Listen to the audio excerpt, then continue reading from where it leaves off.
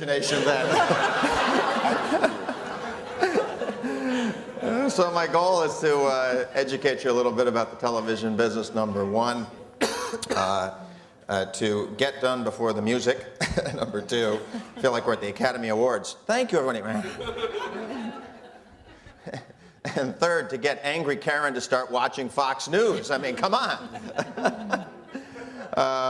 Anyway, she says, I'm angry at the media. Oh, Peter. Karen, if we got a be place careful for you. what you wish for. And just for the record, I'm at the Business Channel. It's a great opportunity. Too late.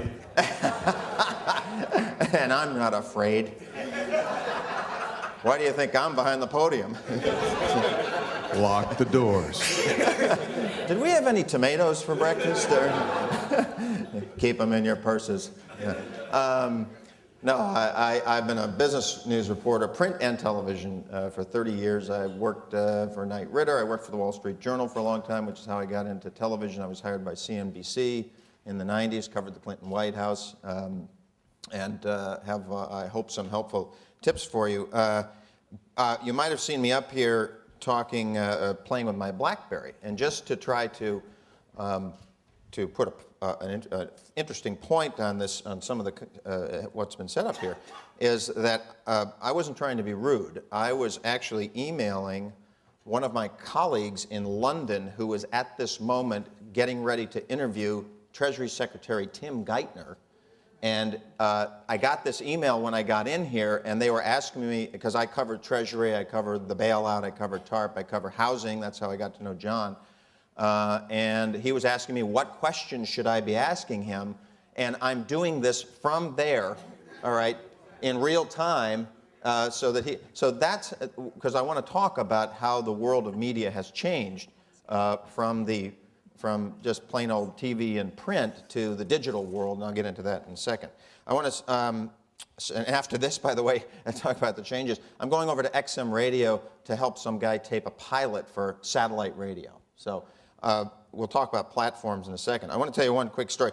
When I first got out, I was a print guy, and still have ink in my veins, frankly. And by the way, Holly's tips were fantastic. I mean, they were really fantastic. She really did a great job. I'm going to try to just put a little icing on that cake for all the speakers, because television is obviously one of the most powerful medium, I think.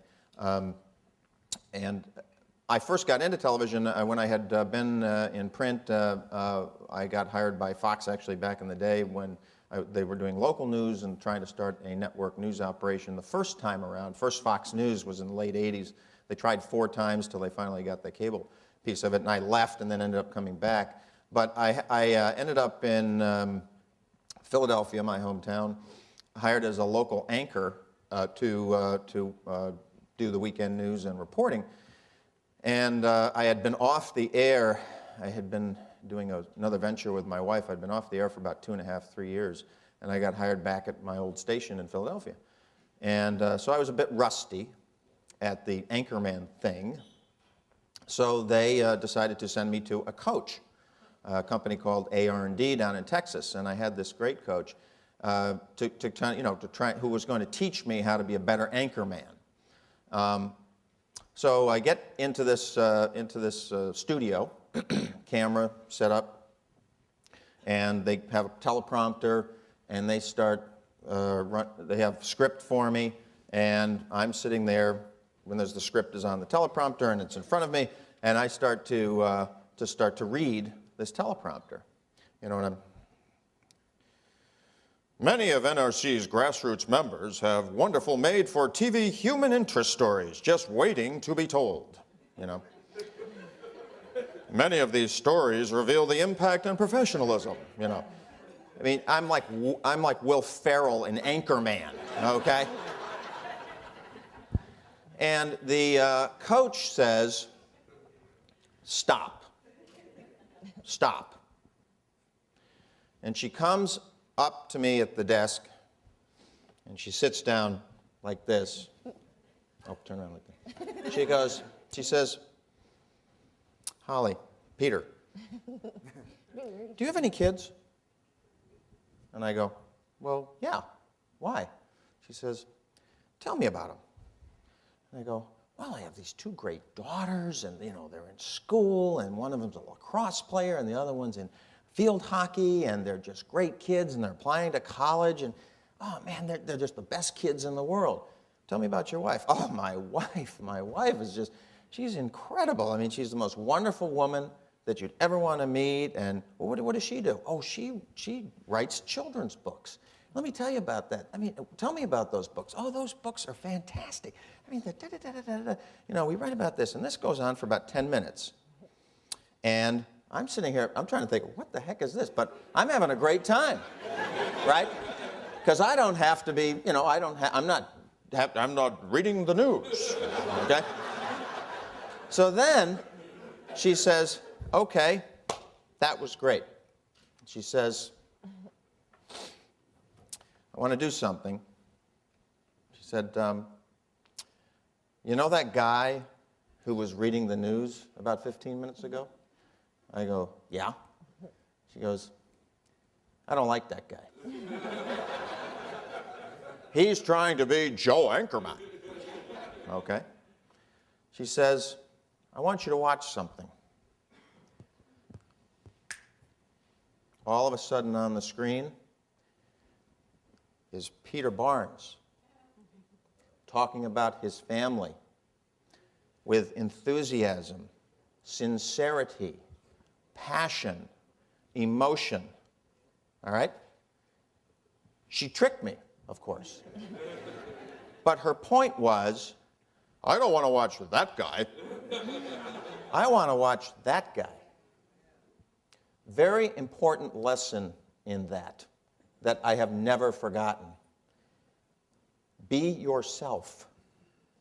The most successful people in television are the people who are themselves, whether they're on television or off television. I know Katie Couric personally. I worked at CNBC. I used to do stuff for the Today Show. She is exactly the same person off television as she is on television. Larry King is exactly the same person off television that he is on television.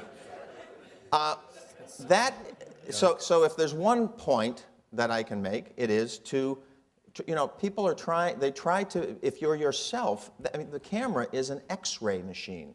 You all watch, right? Can you tell when somebody's on trying to be something that they're not? How fast does that come through? Okay? So in 5 seconds, you have an instant reaction. You have about there's some actually research on this. The first impression thing is like 3 seconds? You can tell instantly if that person is genuine, sincere, and you like that person or you don't. And the television camera, and by the way, that's in personal communications and interaction regardless, right? I mean, that's just the way it is. And the television works the same way.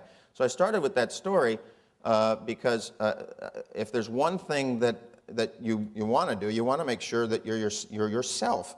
Now, Larry who is a saint because I'll tell you what happened. John calls and Jesse called and they said, hey, can you come and do this panel on media and branding and all that? And I said, sure, I'll come show up and answer questions and try and be charming. And so I get this call from Larry about 2 weeks ago, and he says, I get an email from him, and he says, hey, I'm handling the panel, and I'm the one organizing the presentations. And I said, the presentations?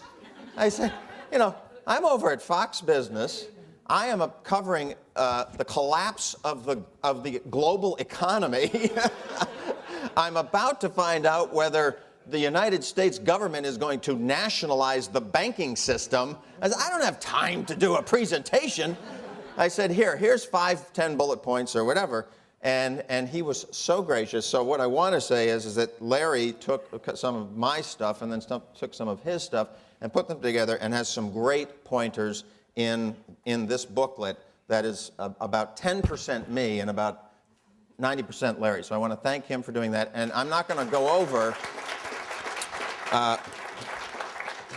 You all can read, so I'm going to let you read that stuff for yourself. But so I want to give you a couple more points that I hope can add value to the process. First of all, print versus television. You know, that I came from print, I came from television.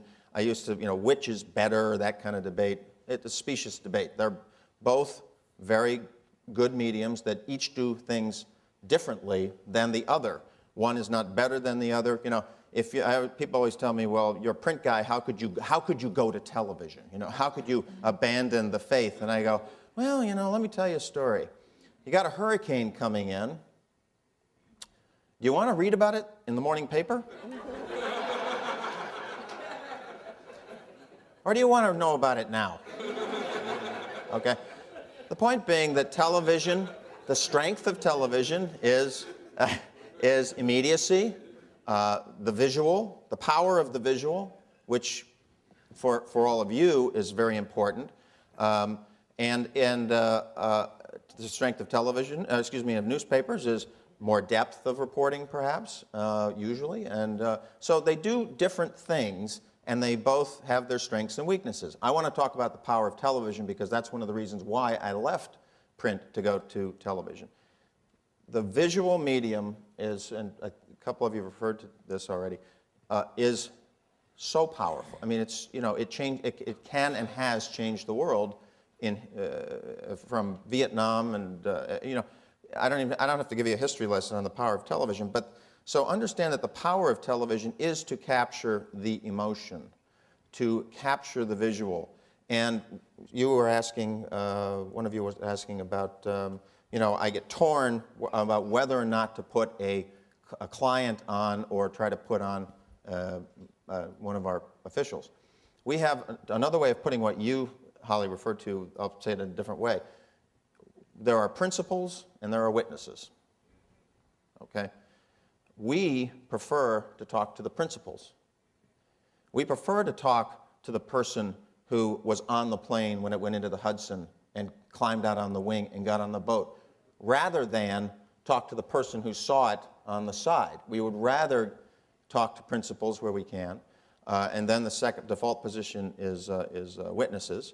And the point is that the principal, obviously, we think can tell a more powerful story. And at the end of the day, we're looking for stories, good stories, and particularly in television, which conveys emotion and feelings and the visual better than anything. And so my answer to that question would be, I want to talk to the client, because we're trying to, at the Wall Street Journal, we used to call this the anecdotal lead.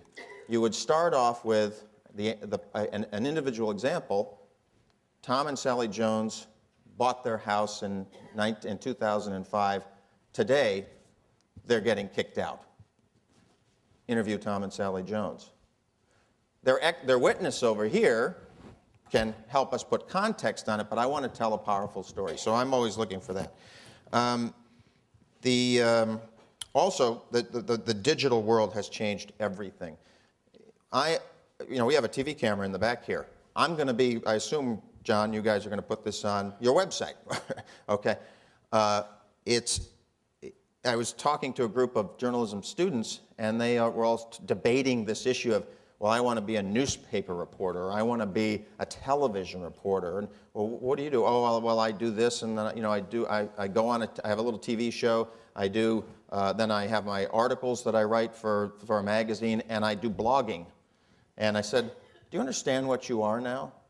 So you're not a print reporter or a TV reporter. You are a digital, multi-platform reporter, because it isn't just about getting this story on your local news station. It's about that story on the local news, which is posted to the website, which may come also with a blog from the reporter, which may end up on YouTube or on an iPod. And by the way, when it's digital, it's global. Okay? So that's my cue. I have some other points, but anyway, I'll wait. All right. Thanks. Thank you.